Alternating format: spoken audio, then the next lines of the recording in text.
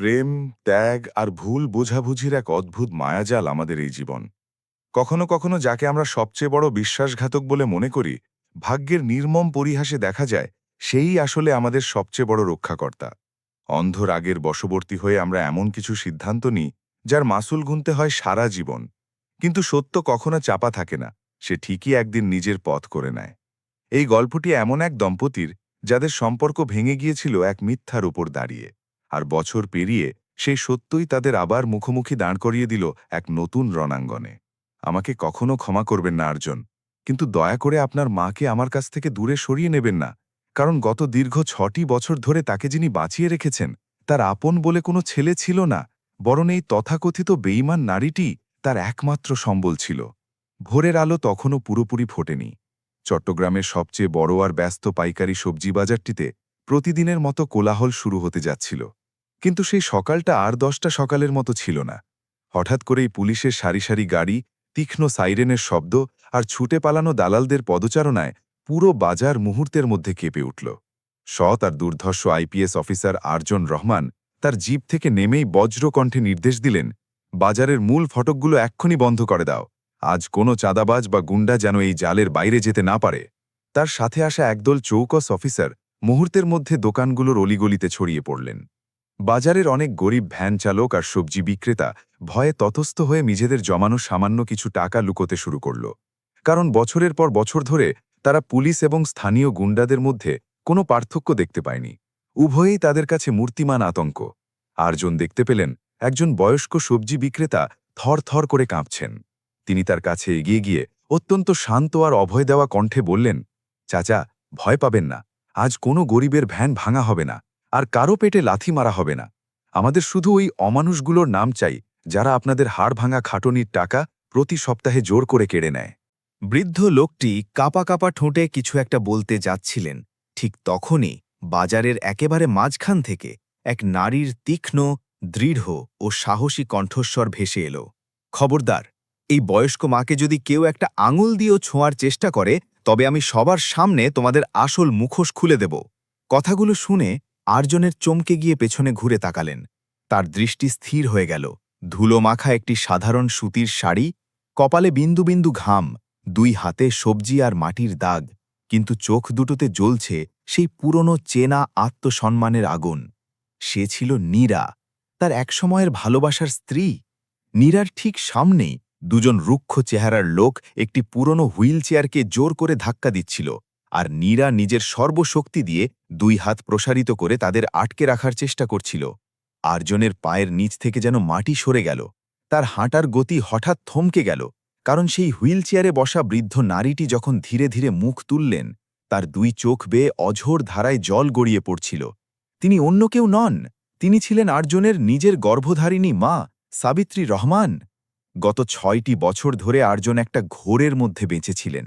তিনি এটাই বিশ্বাস করে এসেছিলেন যে তার মা সিলেটের এক অত্যন্ত নামদামি এবং সুরক্ষিত কেয়ার সেন্টারে আছেন। প্রতি মাসে মায়ের চিকিৎসার জন্য তার ব্যাংক অ্যাকাউন্ট থেকে একটা বড় অঙ্কের টাকা কেটে নেওয়া হতো।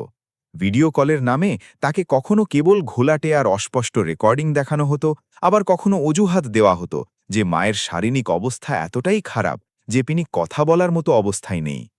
একজন সৎ অফিসার হিসেবে নিজের কঠিন প্রশিক্ষণ, বারবার বদলি আর জীবনের ঝুঁকি নেওয়া অভিযানগুলোর মাঝে আরজন প্রতিনিয়ত এই অপরাধ বোধ নিয়ে তিলে তিলে দগ্ধ হচ্ছিলেন যে তিনি তার শেষ বয়সে মায়ের পাশে থাকতে পারেননি। কিন্তু আজ, এই মুহূর্তে, তার সেই মাই একটি জীর্ণ ছেঁড়া শাল গায়ে, শীর্ণ দুই হাত আর কঙ্কালসার চেহারা নিয়ে চট্টগ্রামের এক নোংরা সবজি বাজারের মাঝখানে বসে আছেন। মা সাবিত্রী রহমান তার কাঁপা কাঁপা শীর্ণ হাতটি আর্জনের দিকে বাড়িয়ে দিলেন, কিন্তু পরক্ষণেই তিনি খুব শক্ত করে নীরার কবজি চেপে ধরলেন, যেন তিনি ভীষণ ভয় পাচ্ছিলেন যে আর্জন হয়তো এখনই তাকে তাদের কাছ থেকে ছিনিয়ে নিয়ে যাবে। মায়ের এই আচরণ আর্জনের ভেতরে বছরের পর বছর ধরে চাপা থাকা পুরনো অপমান আর ক্ষোভের আগুনকে নতুন করে উস্কে দিল। তিনি নীরার দিকে তীব্র দৃষ্টিতে তাকিয়ে অত্যন্ত কঠোর আর বরফ শীতল গলায় বললেন, তুমি এখানে কি করছো? আমার মায়ের সাথে তুমি কি করছো নীরা? নীরা স্থির দৃষ্টিতে তার দিকে তাকিয়ে উত্তর দিল, তাকে বাঁচাচ্ছি। আক্রোশে আর্জনের চোয়াল শক্ত হয়ে গেল। তিনি দাঁতে দাঁত চেপে বললেন, ওনার নাম মুখে নেওয়ারও কোনো অধিকার তোমার নেই। ঠিক তখনই নীরা সেই মোক্ষম কথাটি বলল, যা শুনে চারপাশে ভিড় করে থাকা পুলিশ অফিসার আর সাধারণ দোকানদাররা মুহূর্তের জন্য স্তব্ধ হয়ে গেল। তার কণ্ঠস্বর শারীরিক দুর্বলতার কারণে ক্ষীণ ছিল ঠিকই, কিন্তু প্রতিটি শব্দ তীরের মতো সরাসরি আর্জনের বুকে গিয়ে বিঁধল। চাঁদাবাজির ওই দুই লোক পরিস্থিতি বেগতিক দেখে ভিড়ের মধ্যে দিয়ে পালাতে শুরু করল, কিন্তু পুলিশের সতর্ক দল তাদের ঘাড় ধরে ফেলে দিল মাটিতে। তাদের মধ্যে একজন মাটিতে পড়ে থেকেই চিৎকার করে বলল, আমাদের গায়ে হাত দেবেন না, আমরা চৌধুরী লজিস্টিক্সের লোক। এই মহিলা গত ৩ মাস ধরে বাজারে ট্যাক্স দিচ্ছে না। আর্জন এক ঝটকায় লোকটার কলার চেপে ধরে তাকে শূন্যে তুলে ফেললেন। বাজারের ট্যাক্স সিটি কর্পোরেশন নেয়, তোমরা কারা? কার লোক তোমরা? লোকটা আর্জনের রুদ্রমূর্তি দেখে ঘাবড়ে গিয়ে তোতলামি শুরু করল। আমরা নাম জানি না স্যার, ওপর মহল থেকে নির্দেশ আসে।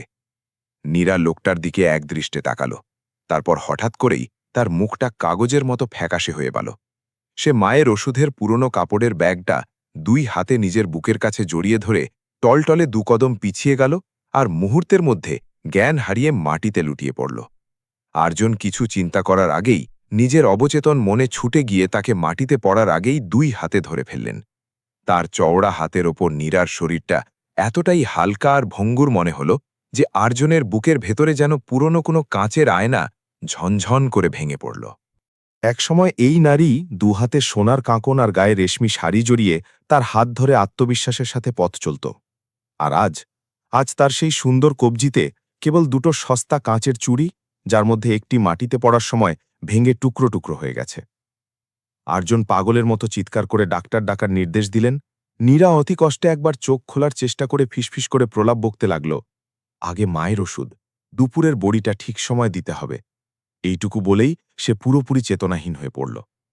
মা সাবিত্রী রহমান গলা ফাটিয়ে চিৎকার করার চেষ্টা করলেন, কিন্তু তার অবশ ঠোঁট দিয়ে কেবল এক বুক ফাটা বোবা আর্তনাদ বেরিয়ে এল।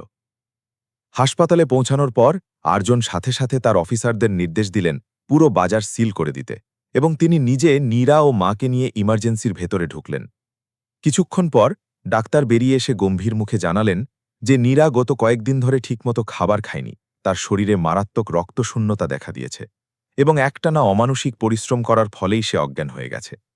অন্যদিকে সাবিত্রী রহমানের পুরনো স্ট্রোকের অবস্থা সঠিক চিকিৎসা আর ওষুধের অভাবে আরও খারাপের দিকে চলে গেছে। ডাক্তার আর্জনের দিকে জিজ্ঞাসু দৃষ্টিতে তাকিয়ে বললেন, আপনি কি ওনার ছেলে? ওনার গত 6 বছরের চিকিৎসার রেকর্ডগুলো কোথায়? আর্জন বিন্দুমাত্র দেরি না করে সিলেটের সেই বিখ্যাত কেয়ার সেন্টারটির নাম বললেন। নার্স কম্পিউটারে অনেকক্ষণ খোঁজাখুঁজি করার পর অবাক হয়ে বললেন, স্যার, এই নামের কোনো রোগী এখানে বা ওই সেন্টারে কখনোই ভর্তি ছিলেন না। আর্জন যেন নিজের কানকে বিশ্বাস করতে পারছিলেন না। তিনি অবিশ্বাসের দৃষ্টিতে কম্পিউটারের স্ক্রিনের দিকে তাকিয়ে রইলেন। তিনি সাথে সাথে তার পার্সোনাল সেক্রেটারিকে ফোন করে সমস্ত পেমেন্ট রেকর্ড আর ট্রানজ্যাকশন হিস্ট্রি নিয়ে আসতে নির্দেশ দিলেন। সেই তথাকথিত ফাউন্ডেশন, যার সাথে ওই কেয়ার সেন্টারের সরাসরি কোনো সম্পর্কই ছিল না, তার বেনিফিশিয়ারি বা সুবিধাভোগীর বিবরণে সাবিত্রী রহমানের নাম স্পষ্ট লেখা ছিল ঠিকই, কিন্তু সেখানে স্বাক্ষর ছিল সম্পূর্ণ অন্য কোনো এক অপরিচিত ব্যক্তির। আর্জন ধীর পায়ে নীরার কেবিনের দরজার দিকে এগিয়ে গেলেন। তার মনের ভেতর তখন হাজারো প্রশ্নের ঝড় বইছে। যদি নীরা আসলেই একজন লোভী আর মিথ্যাবাদী মেয়ে হয়ে থাকে, তবে সে কেন মায়ের সামান্য ওষুধের টাকা জোগাড় করার জন্য নিজের শরীরটাকে এভাবে তিলে তিলে ধ্বংস করে দিল? নীরার যখন ধীরে ধীরে জ্ঞান ফিরল, সে চোখ খুলেই দেখল আর্জন পাথরের মূর্তির মতো তার সামনে দাঁড়িয়ে আছেন। পুরো কেবিনে তখন কেবল তারা দুজন। আর্জন কোনো রকম ভনিতা ছাড়াই সরাসরি জিজ্ঞেস করলেন, মা তোমার সাথে কবে থেকে আছেন? নীরা গ্লাস থেকে ধীরে ধীরে একটু জল খেল, তারপর খুব শান্ত কণ্ঠে বলল, গত 6 বছর ধরে। আর্জনের দ্বিতীয় প্রশ্ন ছিল আরও তীক্ষ্ণ, তুমি আমাকে এই কথাটা একবারও জানাওনি কেন? নীরার চোখের দৃষ্টিতে তখন চরম ক্লান্তির পাশাপাশি এক গভীর আক্ষেপ আর আঘাতের ছায়া স্পষ্ট ছিল। সে বলল, আমি আপনাকে জানিয়েছিলাম, আপনার অফিসে চিঠি পাঠিয়েছি, আপনার পুরনো নম্বরের শত শত মেসেজ ছেড়েছি, একবার পাগলের মতো ছুটে ঢাকাতেও গিয়েছিলাম, কিন্তু প্রতিবারই আমাকে আপনার লোকজনের কাছ থেকে অপমানিত হয়ে ফিরে আসতে হয়েছে। আমাকে বারবার বলা হয়েছিল যে আইপিএস অফিসার আর্জন রহমান এমন কোনো লোভী নারীর ছায়াও মারাতে চান না, যে নারী তাকে কেবল টাকার লোভে বিপদের মুখে ছেড়ে চলে গিয়েছিল। আর্জন অত্যন্ত শীতল আর কঠিন কণ্ঠে বললেন, কারণ তুমি ঠিক সেটাই করেছিলে নীরা। তুমি ডিভোর্সের কাগজে নিজের হাতে সই করেছিলে। আমার পরিবারের কাছ থেকে ক্ষতিপূরণ হিসাবে টাকা নিয়েছিলে আর ভরা আদালতে দাঁড়িয়ে নির্লজ্জের মতো বলেছিলে যে আমার এই দারিদ্র্যের মাঝে তোমার নাকি দম বন্ধ হয়ে আসে। মীরা এবার আর্জনের চোখের দিকে সরাসরি তাকাল। তার চোখে কোনো ভয় ছিল না। আপনি আজও ঠিক সেটাই শুনতে চাইছেন যা আপনি 7 বছর আগে শুনেছেন এবং বিশ্বাস করেছেন। তাই আমি যদি আজ সত্যি কথাও বলি, তাতে কি আপনার কোনো কিছু বদলাবে? আর্জন আর নিজেকে নিয়ন্ত্রণ করতে পারলেন না। তিনি সজোরে টেবিলে একটা ঘুষি মেরে বললেন, আমার মা কেন রাস্তার ধারে ভিখারির মতো পড়ে রইলেন? কেন? নীরা অবিচলিত কণ্ঠে উত্তর দিল, কারণ যে ভুয়া ট্রাস্টকে আপনি মাসের পর মাস টাকা পাঠাতেন, তারা তাকে একটি অত্যন্ত জঘন্য, নোংরা ধর্মশালায় ফেলে রেখেছিল। যখন আমি অনেক কষ্টে এই খবরটা জানতে পারি, আমি তাকে সেখান থেকে নিজের কাছে নিয়ে আসি। ওনার চিকিৎসা, ঘর ভাড়া আর দামি ওষুধের জন্য আমি আমার সামর্থ্য অনুযায়ী যা যা করার দরকার ছিল তার সবটাই করেছি। আর্জন অবাক হয়ে খেয়াল করলেন যে নীরার কণ্ঠে এতটুকুও অভিযোগ বা অনুশোচনা নেই, আর এই বিষয়টা তাকে ভেতর থেকে আরও বেশি অস্থির করে তুলছিল। তিনি ভ্রু কুঁচকে জিজ্ঞেস করলেন, তুমি তোমার বাপের বাড়ি ফিরে যাওনি কেন? চৌধুরী পরিবারের কাছে তো এত অঢেল ধনসম্পদ আছে যে তারা চাইলে পৃথিবীর সেরা হসপিটালে মায়ের সবচেয়ে ভালো চিকিৎসা করাতে পারত। নীরা খুব ম্লান করে একটু হাসল, তবে সেই হাসিতে লুকিয়েছিল সীমাহীন তিক্ততা। চৌধুরী পরিবার আমাকে তো সেই দিনই মৃত বলে ধরে নিয়েছিল, যখন আমি তাদের অমতে আপনাকে ভালোবেসে বিয়ে করেছিলাম। পরে যখন নিরুপায় হয়ে আমি তাদের কাছে ফিরে গেলাম, তারা আমাকে বাড়ির ভেতরে জায়গা তো দিল, কিন্তু তার বিনিময়ে এক বিশাল দাম চাইল, আর সেই দাম ছিলেন আপনি। আর্জনের চোখ রাগে কুঁচকে গেল। কি বলতে চাইছো তুমি? সোজা কথায় সব খুলে বলো। নীরা মুখটা অন্যদিকে ঘুরিয়ে নিয়ে বলল, আজ নয়, মায়ের অবস্থাটা আগে একটু সামলাতে দিন। এখন এসব কথা বলার সময় নয়। আর্জন কঠোর স্বরে নির্দেশ দেওয়ার ভঙ্গিতে বললেন, এখন কোনো কথা তোমার সুবিধা বা ইচ্ছামতো হবে না নীরা। আমি যা জানতে চাইছি তার উত্তর দাও। নীরা সাথে সাথে ঘুরে দাঁড়িয়ে দৃঢ় কণ্ঠে বলল, তাহলে আপনিও আজ এই কথাটা ঠিক করার কেউ নন যে আমি আপনার মায়ের কাছ থেকে দূরে চলে যাব। তিনি গত 6 বছরে আমাকে তার পুত্রবধূ নয়, নিজের জন্ম দেওয়া মেয়ে বলেছেন। দরজার বাইরে হুইলচেয়ারে বসে থাকা মা সাবিত্রী রহমান এ কথা শুনে নীরার দিকে নিজের দুর্বল হাতটি বাড়িয়ে দিলেন। আর্জন তার জীবনে প্রথমবারের মতো দেখলেন যে তার মায়ের চোখে তার জন্য অসীম ভালোবাসা থাকলেও নীরাকে হারানোর ভয়টা যেন তার চেয়েও অনেক অনেক বেশি। ঠিক সেই সময় কেবিনের দরজা ঠেলে ভেতরে ঢুকল সাব ইন্সপেক্টর রাজীব। সে গত কয়েক বছর ধরে আর্জনের সবচেয়ে কাছের এবং বিশ্বস্ত অফিসার ছিল। সে হাতে একটা ফাইল নিয়ে ধীর স্বরে বলল, স্যার, ওই যে দুটো লোককে আমরা ধরেছিলাম, ওরা আসলে রাস্তার ছিঁচকে গুন্ডা। ওদের মোবাইল ফোনে কোনো বড় মাথারা বা গ্যাংয়ের কানেকশন পাওয়া যায়নি। আমার তো মনে হয় এটা নিছক একটা স্থানীয় চাঁদাবাজির ব্যাপার। আর্জন ভ্রু কুঁচকে জিজ্ঞেস করলেন, তাহলে ওরা চৌধুরী লজিস্টিক্সের নাম কেন নিল? রাজীব খুব সহজ আর স্বাভাবিক ভঙ্গিতে উত্তর দিল, স্যার, বড় বড় কোম্পানির নামের ভয় দেখিয়ে গরিব লোকগুলোর কাছ থেকে টাকা আদায় করাটা এই লাইনে খুব সাধারণ একটা ব্যাপার। আমার মতে আমাদের এই ছোটখাটো বিষয়টা নিয়ে বেশি টানাটানি করা উচিত হবে না। নীরার সাথে সাথে রাজীবের দিকে তীক্ষ্ণ দৃষ্টিতে তাকাল। বিছানার চাদরের ওপর রাখা তার আঙুলগুলো শক্ত হয়ে মুঠি পাকিয়ে গেল। আর্জন অত্যন্ত তীক্ষ্ণ দৃষ্টিসম্পন্ন অফিসার। তিনি নীরার এই ছোট্ট প্রতিক্রিয়াটুকু খুব সহজেই ধরে ফেললেন। তিনি নীরার দিকে ঘুরে জিজ্ঞেস করলেন, তুমি কি একে আগে থেকে চেনো? নীরা কয়েক মুহূর্ত চুপ থেকে নিজেকে সামলে নিয়ে বলল, না, কিন্তু তার চোখ স্পষ্ট বলে দিচ্ছিল যে সে মিথ্যে বলছে। রাজীব একটা তাচ্ছিল্যের হাসি হেসে বলল, ম্যাডাম হয়তো এত পুলিশ দেখে ভয় পেয়ে গেছেন। নীরা রাজীবের চোখের দিকে সরাসরি তাকিয়ে অত্যন্ত শান্ত কিন্তু ধারালো কণ্ঠে কেবল এটুকু বলল, ভয়ে মানুষকে সাময়িকভাবে চুপ করিয়ে দিতে পারে ঠিকই, কিন্তু মানুষের স্মৃতিকে কখনো মুছে দিতে পারে না। পুরো কেবিনের পরিবেশটা মুহূর্তে থমথমে আর ভারী হয়ে উঠল। আর্জন রাজীবকে বাইরে গিয়ে বাজারের সব সাধারণ দোকানদারের বয়ান রেকর্ড করার নির্দেশ দিলেন, কিন্তু তার মনে প্রথমবারের মতো নিজের এই সবচেয়ে বিশ্বস্ত অফিসারের প্রতি এক গভীর সন্দেহের বীজ বপন হয়ে গেল। হাসপাতাল থেকে বেরিয়ে আরজান সোজা সেই ছোট্ট আর স্যাঁতসেঁতে ঘরটিতে গিয়ে পৌঁছালেন যেখানে নীরা আর তার মা সাবিত্রী রহমান গত কয়েক বছর ধরে থাকতেন। ঘরটা ছিল বাজারের একেবারে পেছনের একটা অন্ধকার গলিতে। ঘরের এক কোণে একটা ছোট্ট গ্যাসের চুলা রাখা, অন্য কোণে স্তূপ করে রাখা ওষুধের স্লিপ, আর দেওয়ালের গায়ে ঝোলানো ভগবানের একটা ছোট্ট ফ্রেম বাঁধানো ছবি। একটা পুরনো কাঠের বাক্সে খুব যত্নে ভাঁজ করে রাখা মায়ের পরিষ্কার কাপড়গুলো গোছানো ছিল। ঘরের মাঝখানে রাখা টেবিলের ওপর একটা পুরনো ছেঁড়া খরচের খাতা রাখা। আরজান ধীরে ধীরে খাতার পাতাগুলো উল্টাতে শুরু করলেন। প্রতি মাসের ওষুধের নাম, ডাক্তারের ভিজিট, ঘর ভাড়া আর সবজি কেনার পাইকারি হিসাব সেখানে নিখুঁতভাবে লেখা ছিল। অনেক জায়গায় নীরা নিজের 2 বেলার খাবার বাদ দিয়ে সেই টাকা জমিয়ে মায়ের দামি ওষুধ কিনেছিল। একটা পাতায় খুব অস্পষ্ট অক্ষরে লেখা ছিল, আজ নিজের শেষ 2টো চুড়ি বিক্রি করলাম, মায়ের পরীক্ষাটা অন্তত হয়ে গেল। অন্য একটা পাতায় লেখা ছিল, আর্জনের পাঠানো টাকা এই মাসেও পাওয়া যায়নি। মাকে মিথ্যে করে বললাম যে ব্যাংকে সার্ভারের সমস্যার কারণে দেরি হচ্ছে। খাতাটা পড়তে পড়তে আর্জনের নিঃশ্বাস ভারী হয়ে এলো। তার চোখ ভিজে উঠতে চাইল। ঠিক তখনই সেই বৃদ্ধ সবজি ব্যবসায়ী দরজায় এসে দাঁড়ালেন। তিনি খুব বিনীতভাবে বললেন, স্যার, বৌমা জীবনে কখনো কারো কাছে হাত পেতে ভিক্ষা চায়নি।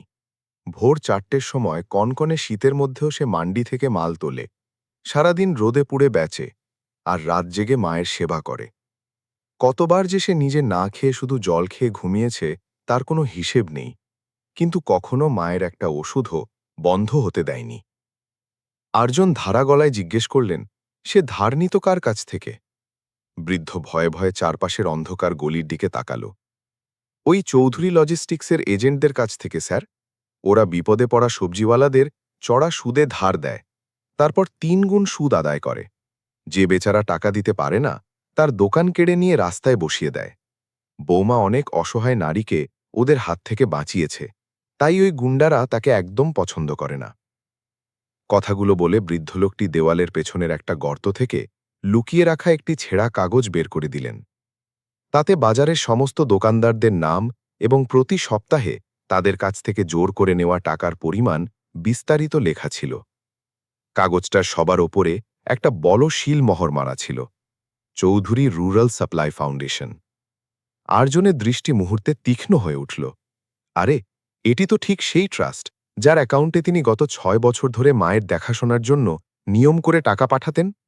এর সহজ অর্থ হল, তার পাঠানো এতগুলো টাকাও ওই দুর্নীতিবাজদের নেটওয়ার্কেই গায়েব হয়েছে, এবং গরিব দোকানদারদের কাছ থেকে আদায় করা চাঁদাবাজির টাকাও ওই একই অ্যাকাউন্টে গিয়ে জমা হতো। তিনি সাথে সাথে নথিপত্রগুলো নিজের পকেটে নিয়ে বাজেয়াপ্ত করলেন।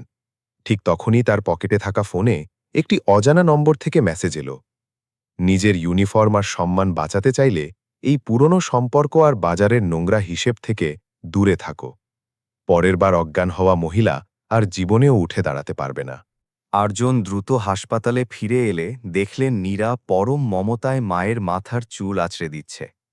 তার চেহারায় চরম দুর্বলতার ছাপ স্পষ্ট, কিন্তু তার হাতে ছিল সেই একই মায়াময় সতর্কতা যা একসময় আর্জনের ইউনিফর্মের প্রথম শার্টের বোতাম সযত্নে লাগিয়ে দেওয়ার সময় দেখা যেত। তিনি দরজায় দাঁড়িয়ে মন্ত্রমুগ্ধের মতো কিছুক্ষণ তাদের দেখতে লাগলেন। মা সাবিত্রী রহমান তাকে দরজায় দেখতে পেয়ে অনেক কষ্টে টেবিলের ওপর রাখা খাতাটার দিকে ইশারা করলেন। আর্জন খাতাটা নিয়ে তার মায়ের কাছে গেলেন। মা তার কাঁপা কাঁপা দুর্বল হাতে একটা কলম ধরলেন আর অনেক কষ্টে একটা অক্ষর লিখলেন, বি। তারপর তার আঙুল ভীষণ ক্লান্ত হয়ে থেমে গেল। নীরা সাথে সাথে মায়ের হাত থেকে কলমটা সরিয়ে নিয়ে বলল, মায়ের এখন বিশ্রাম দরকার, উনি খুব ক্লান্ত।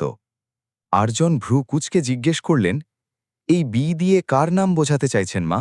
এটা কার নাম? নীরার চেহারা মুহূর্তে বদলে গেল।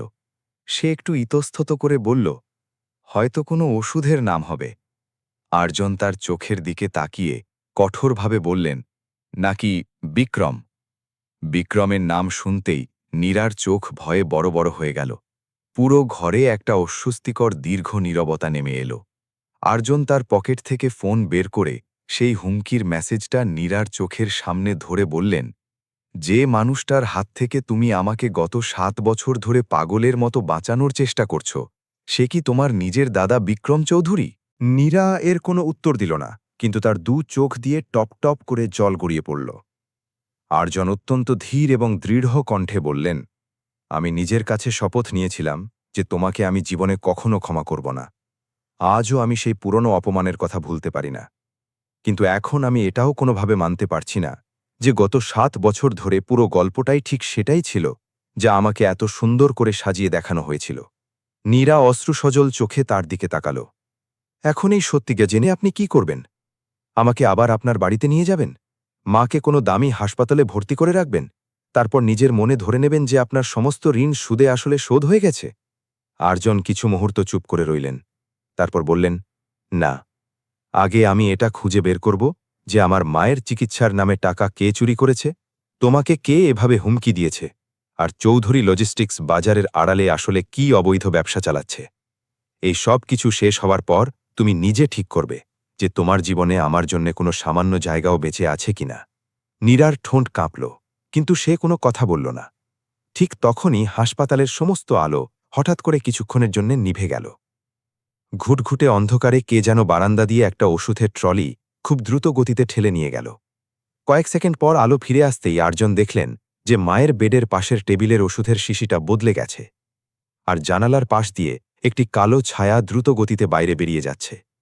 তিনি এক লাফে দৌড়ে বারান্দায় পৌঁছলেন, কিন্তু লোকটি ততক্ষণে পেছনের সিঁড়ি দিয়ে সম্পূর্ণ অদৃশ্য হয়ে গেছে। তিনি খেয়াল করলেন নিচের সিসিটিভি ক্যামেরাগুলোও উদ্দেশ্যপ্রণোদিতভাবে বন্ধ করে রাখা ছিল।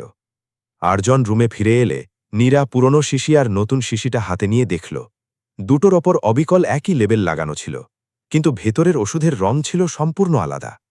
সে ভয়ে ফিসফিস করে বলল, তারা আমাদের ঠিকই খুঁজে পেয়েছে। আর্জন আর এক মুহূর্ত দেরি করলেন না। তিনি মা ও নীরার সামনে দাঁড়িয়ে হাসপাতালের সিকিউরিটি অফিসারদের জরুরি তলব করলেন।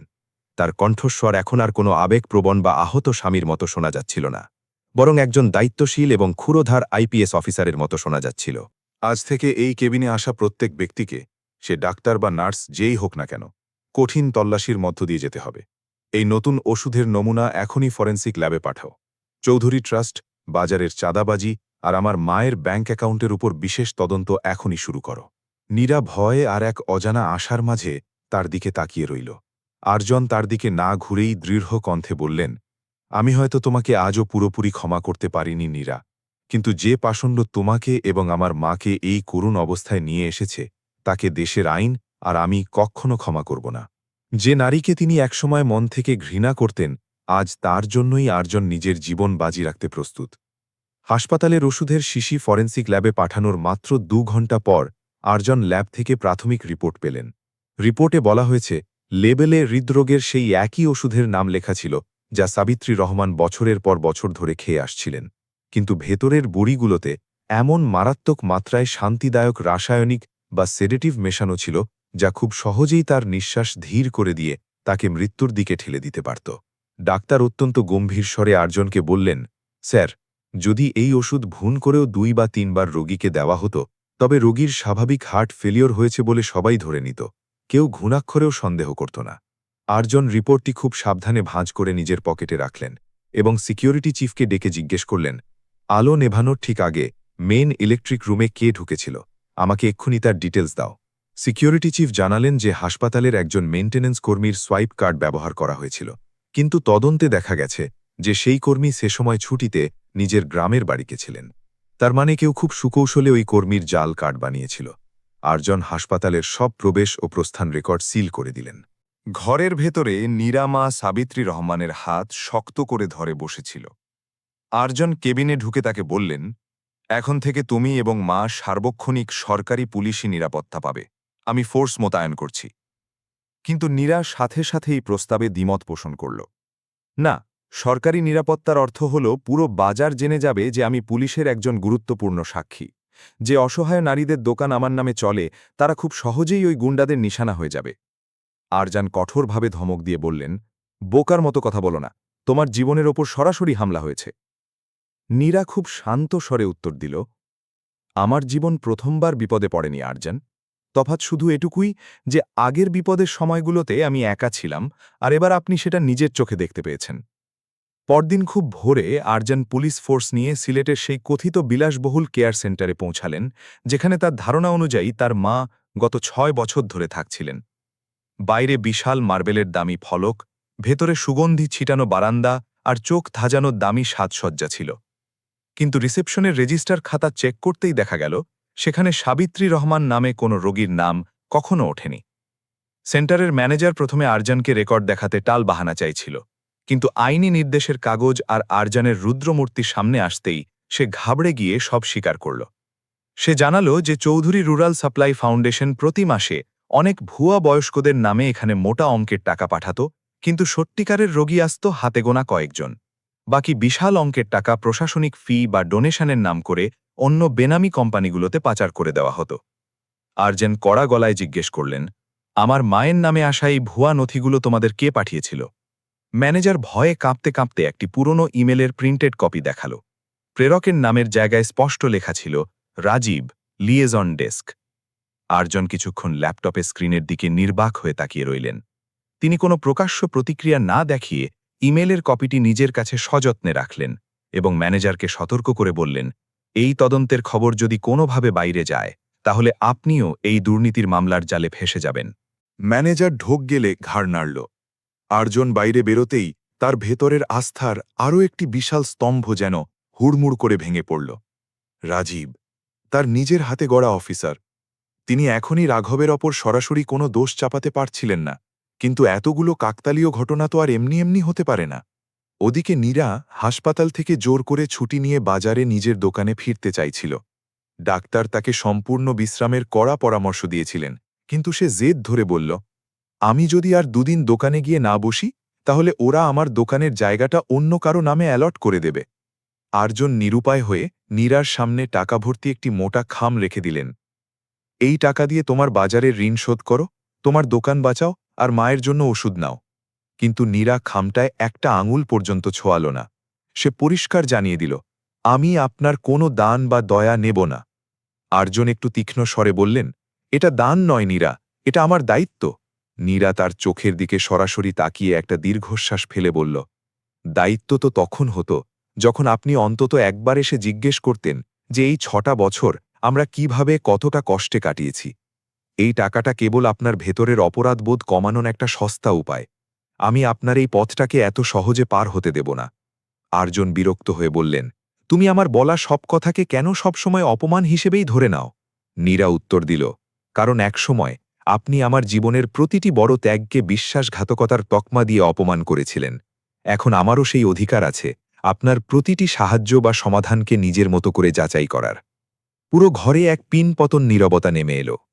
হুইল চেয়ারে বসা সাবিত্রী রহমান দুজনের দিকে অসহায়ভাবে তাকালেন এবং ধীরে ধীরে নিজের দুর্বল আঙুলগুলো একে অপরের সাথে জোড়া লাগালেন, যেন বছরের পর বছর ধরে ভেঙে যাওয়া এই সুন্দর সম্পর্কটি তিনি নিজের বোবা ভাষায় আবার জোড়া লাগাতে চাইছেন। আর্জন এবার নীরার অতীতের আর্থিক লেনদেনের ওপর গোপন তদন্ত শুরু করালেন। 7 বছরের পুরনো ব্যাংক রেকর্ড ঘেটে দেখা গেল, ডিভোর্সের ঠিক পরের দিন নীরার নামে ঠিক 50 লক্ষ টাকা জমা দেখানো হয়েছিল। এটাই ছিল সেই বিশাল অঙ্ক, যার কারণে আর্জন সম্পূর্ণ বিশ্বাস করে নিয়েছিলেন যে নীরা কেবল বিয়ে ভাঙার জন্যই এই দাম নিয়েছে। কিন্তু গভীরভাবে তদন্ত করতেই বেরিয়ে এলো অন্য এক সত্যি। অ্যাকাউন্টের শাখা ছিল ঢাকার, অথচ সেদিন নীরা চট্টগ্রামের একটা সরকারি হাসপাতালে মায়ের পাশে উপস্থিত ছিল। সইগুলো স্ক্যান করা হয়েছিল এবং সবচেয়ে বড় কথা, টাকাটা জমা পড়ার মাত্র 24 ঘন্টার মধ্যেই একটি নির্দিষ্ট মেডিকেল সাপ্লাই কোম্পানিতে পাঠিয়ে দেওয়া হয়েছিল। কোম্পানির পুরনো বিলগুলো খুঁজতেই জানা গেল যে একদম একই তারিখে সাবিত্রী রহমানের এক অত্যন্ত জটিল এবং ইমার্জেন্সি ব্রেন সার্জারির বিল ওই টাকা দিয়েই পরিশোধ করা হয়েছিল। আর্জন ছুটে গিয়ে হাসপাতালের পুরনো রেকর্ড রুম থেকে আসল রসিদ চাইলেন। অনেকক্ষণ খোঁজাখুঁজির পর একটা ধুলোমাখা জীর্ণ ফাইল থেকে একটা হলদেটে কাগজ বেরোল, যাতে পেমেন্টকারী হিসেবে স্পষ্ট লেখা ছিল নীরা রহমান, ব্যক্তিগত গয়না বিক্রি।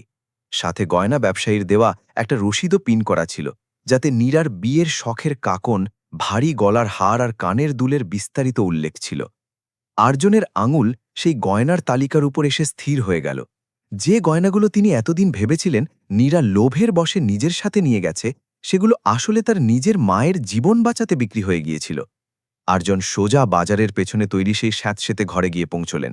নীরা তখন একমনে সবজির ঝুড়ি পরিষ্কার করছিল, আর মা সাবিত্রী রহমান জানালার কাছে বসে বাইরের দিকে তাকিয়েছিলেন। আর্জন কোনো কথা না বলে সেই পুরনো রসিদটি নীরার সামনে ছুড়ে দিলেন। এটা কি? নীরা রসিদটার দিকে একবার আর চোখে তাকিয়ে কোনো বিকার না দেখিয়ে আবার নিজের কাজে মন দিল। পুরনো কিছু বাতিল হিসেব। আর্জন এবার গলা চড়ালেন, তুমি নিজের বিয়ের সব গয়না বিক্রি করে আমার মায়ের অপারেশন করিয়েছিলে? নীরা অত্যন্ত শান্ত স্বরে বলল, তাকে তো বাঁচাতে হতো, তাই না? আর্জন জিজ্ঞেস করলেন, তাহলে ওই 50 লক্ষ টাকার অ্যাকাউন্টের গল্পটা কি? সে উত্তর দিল, ওই টাকাটা শুধুমাত্র আমার নামে এসেছিল, আমার হাতে কখনো পৌঁছায়নি। আর্জন আক্ষেপের সুরে বললেন, তুমি তো আমাকে অন্তত একবার জানাতে পারতে নীরা। নীরা প্রথমবারের মতো ভীষণ রাগে আর অভিমানে তার দিকে তাকালো। কখন জানাতাম? সেই কাল রাতে, যখন আপনি আমাকে গলা ধাক্কা দিয়ে বাড়ি থেকে বের করে দিতে গিয়ে বলেছিলেন যে আমার চোখের জলও একটা নিখুঁত অভিনয়? নাকি সেই দিন যখন ভরা আদালতে আপনি আমার দিকে একবারও না তাকিয়েই ডিভোর্সের কাগজে সই করে দিয়েছিলেন? কখন? আর্জন একেবারে চুপ হয়ে গেলেন। তার কাছে এই কথার কোনো উত্তর ছিল না। নীরা ধরা গলায় আরও বলল, আমি শুধু এটাই ভেবেছিলাম যে অন্তত মা তো বেঁচে যাবেন, বাকি সবকিছু তো আমি তার আগেই হারিয়ে ফেলেছিলাম। সাবিত্রী রহমানের চোখ দিয়ে অঝরে জল গড়িয়ে পড়ল। তিনি তার কাঁপা কাঁপা হাত নীরার মাথায় রেখে তাকে আশীর্বাদ করলেন। সেই দুপুরেই সিটি কর্পোরেশনের ম্যাজিস্ট্রেট পুলিশের বিশাল টিম নিয়ে বাজারে পৌঁছাল এবং কোনো কারণ না দর্শাইয়েই নীরার দোকানে অবৈধ দখলের নোটিশ সেটে দিল। ম্যাজিস্ট্রেট কড়া গলায় বললেন যে দোকানের লাইসেন্স নকল এবং ২৪ ঘণ্টার মধ্যে জায়গা সম্পূর্ণ খালি করতে হবে। আশপাশের সব নারীরা একজোট হয়ে প্রতিবাদ করতে শুরু করল, কিন্তু পেছনে দাঁড়িয়ে থাকা চৌধুরী লজিস্টিক্সের গুন্ডা এজেন্টরা মিটিমিটি হাসছিল। খবর পেয়ে আর্জন সেখানে পৌঁছলে ম্যাজিস্ট্রেট তাকে কাগজপত্র দেখালেন। কাগজগুলো প্রথম দেখাতে একেবারে আসল আর ঠিকই মনে হল, কিন্তু আর্জনের অভিজ্ঞ চোখ একটা জিনিস ধরতে পারল। ইস্যু করার তারিখটা ছিল রবিবারের, যেদিন সরকারি অফিস সম্পূর্ণ বন্ধ থাকে। আর্জন সাথে সাথে উচ্ছেদের অভিযান বন্ধ করার কড়া নির্দেশ দিলেন। ঠিক তখনই সাব ইন্সপেক্টর রাজীব তার কাছে এসে ফিসফিস করে বলল, স্যার, আপনি একজন উচ্চপদস্থ কর্মকর্তা হয়ে এই ব্যক্তিগত ব্যাপারে বড্ড বেশি হস্তক্ষেপ করছেন। মিডিয়া কিন্তু এটাকে অন্যভাবে, মানে খুব ভুলভাবে নিতে পারে। আর্জুন তীক্ষ্ণ দৃষ্টিতে তার দিকে তাকালেন। তোমার মিডিয়া নিয়ে এত দুশ্চিন্তা কবে থেকে হতে শুরু করল রাজীব? রাজীব একটা হালকা বাঁকা হাসি দিয়ে বলল, যেদিন থেকে আপনার প্রাক্তন স্ত্রীকে বাজারের সব জায়গায় দেখা যেতে শুরু করেছে স্যার।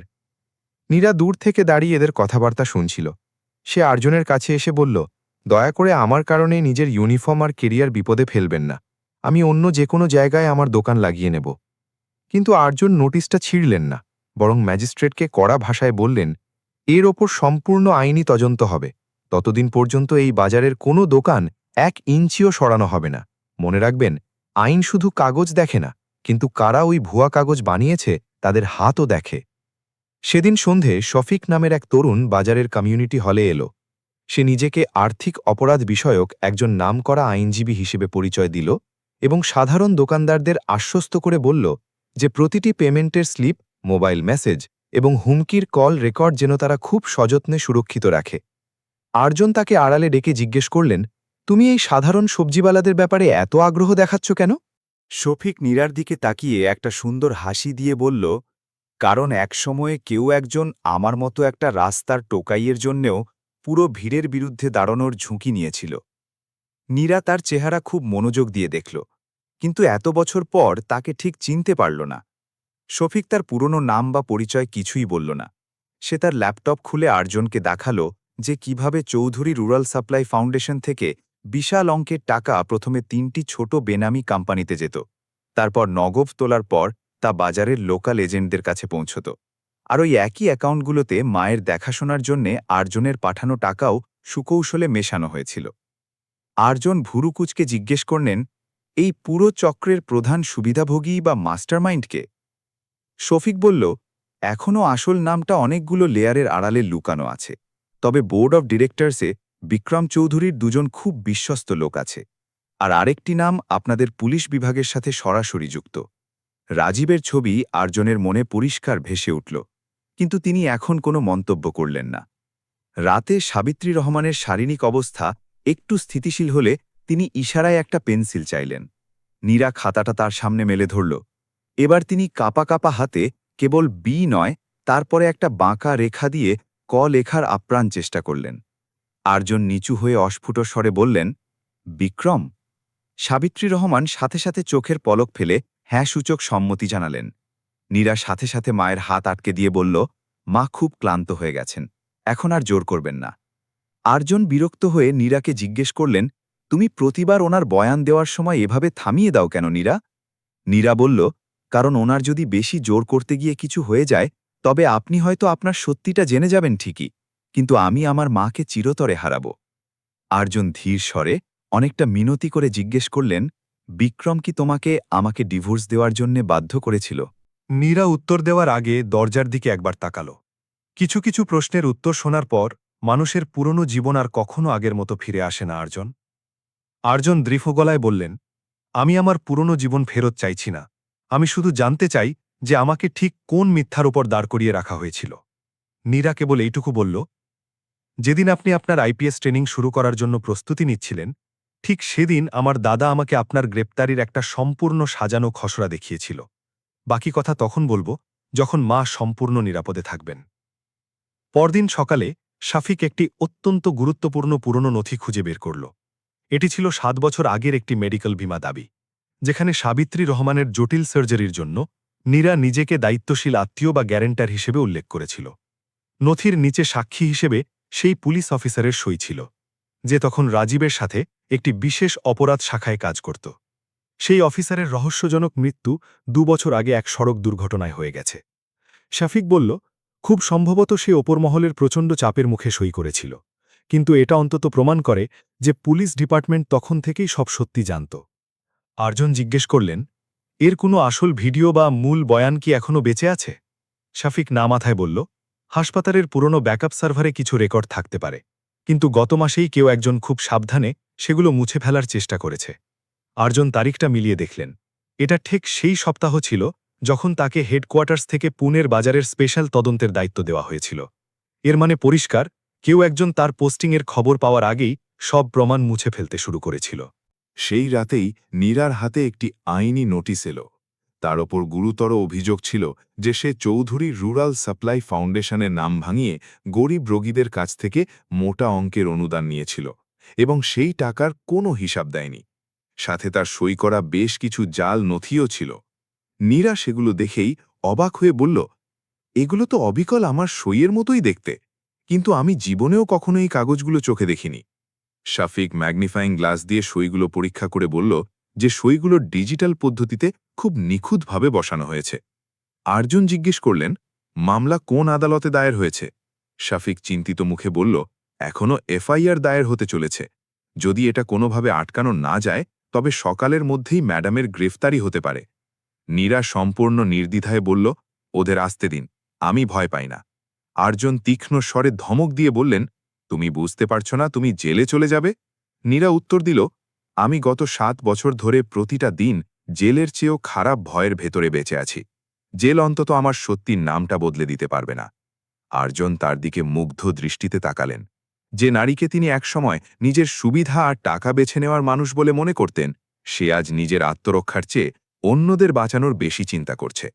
আর্জুন বিশেষ পুলিশি নিরাপত্তা দিয়ে নীরা ও মাকে একটি অস্থায়ী সেফ হাউসে নিয়ে যাওয়ার সিদ্ধান্ত নিলেন।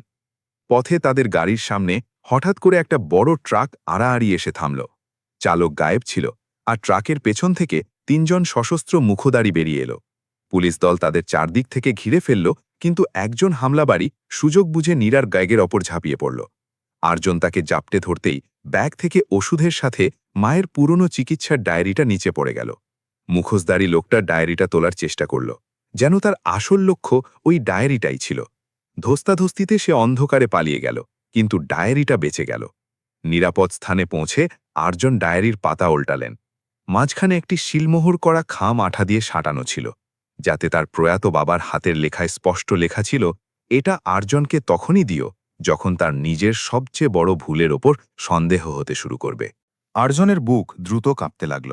তিনি কাঁপা হাতে খামটা খুলতে চাইলেন, কিন্তু নীরা তার হাত আটকে দিল। মায়ের সামনে নয়। আর্জুন জিজ্ঞেস করলেন, তুমি কি জানো এর মধ্যে কি আছে?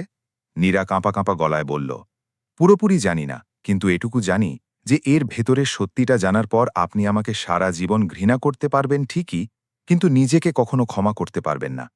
তার স্বপ্নের দাম ছিল তার নিজের বিয়ে। আর্জুন সেফ হাউসের ছোট ঘরটির দরজা ভেতর থেকে বন্ধ করে দিলেন এবং বাবার হাতের লেখা খামটি টেবিলের উপর রাখলেন। নীরা জানালার কাছে চুপ করে দাঁড়িয়েছিল, আর সাবিত্রী রহমান অন্য ঘরে ডাক্তারের পর্যবেক্ষণে ঘুমোচ্ছিলেন। কিছুক্ষণের জন্য কেউ কোনো কথা বলল না। আর্জুন শিল ভাঙতেই খামের ভেতরে 3টি জিনিস পাওয়া গেল। একটি পুরনো মরচে পড়া চাবি, হাসপাতালের আসল রসিদের একটি কপি এবং একটি ছোট ডিজিটাল ভয়েস রেকর্ডার। রেকর্ডারের প্লে বোতাম চাপতেই তার প্রয়াত বাবা দেবেন্দ্র রহমানের ক্লান্ত ও ভারী কণ্ঠস্বর বেজে উঠল, আর্জুন, যদি তুমি আজ এই আওয়াজ শুনে থাকো, তার মানে তোমার সেই সত্যির ওপর সন্দেহ হতে শুরু করেছে যা আমরা তোমার ক্যারিয়ার আর সুরক্ষার নামে তোমার কাছ থেকে লুকিয়ে রেখেছিলাম। নীরা তোমাকে কখনো ছেড়ে যায়নি বাবা, তাকে বাধ্য করা হয়েছিল। আর্জনের নিঃশ্বাস আটকে গেল। রেকর্ডিংয়ে তার বাবা জানালেন যে আইপিএস ট্রেনিং শুরু হওয়ার ঠিক কিছুদিন আগে আর্জনের ব্যাংক অ্যাকাউন্টে ৫ লক্ষ টাকা ঢুকিয়ে তার বিরুদ্ধে ঘুষ নেওয়ার একটি নিশ্ছিদ্র মিথ্যা মামলা সাজানো হয়েছিল। অভিযোগে ড্রাফট, ভুয়া ব্যাংক রেকর্ড আর জাল সাক্ষী সব আগে থেকেই প্রস্তুত ছিল।